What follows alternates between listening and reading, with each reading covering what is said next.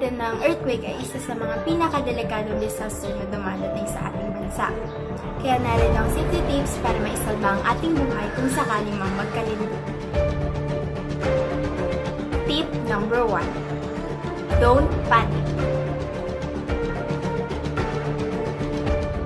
Tip number 2. Duck, cover, and hold.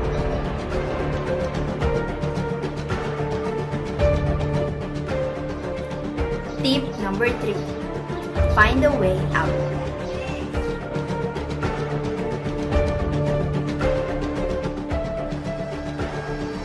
Tip number 4.